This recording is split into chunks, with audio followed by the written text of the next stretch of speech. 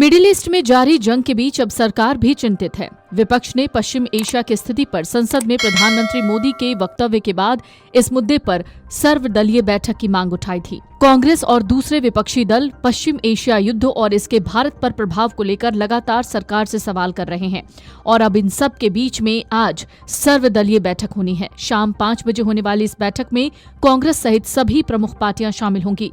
Reports कहती हैं कि बैठक की अध्यक्षता रक्षा मंत्री राजनाथ सिंह कर सकते हैं और विदेश मंत्री एस जयशंकर के भी इसमें मौजूद रहने की उम्मीद है।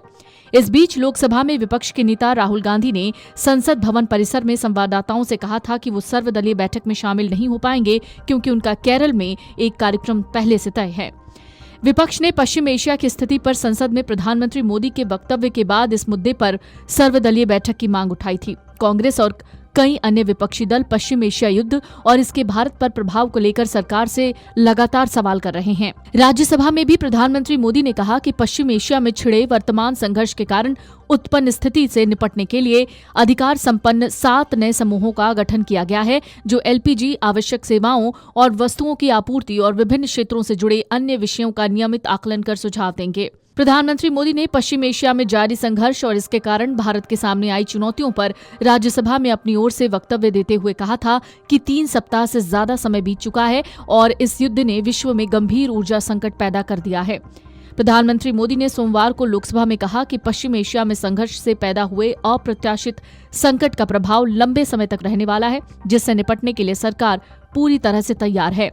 इन सब के बीच प्रधानमंत्री मोदी ने अमेरिकी राष्ट्रपति ट्रंप के साथ भी बातचीत की। बातचीत के बाद कहा कि भारत पश्चिम एशिया में जल्द से जल्द तनाव कम करने और शांति बहाल करने का समर्थन करता है।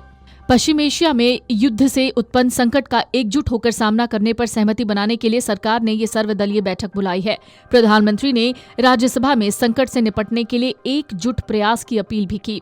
सर्वदलीय बैठक को इसी दिशा में देखा जा रहा है। रक्षा मंत्री राजनाथ सिंह इसकी अध्यक्षता कर सकते हैं और विदेश मंत्री एस जयशंकर भी बैठक में मौजूद रह सकते हैं।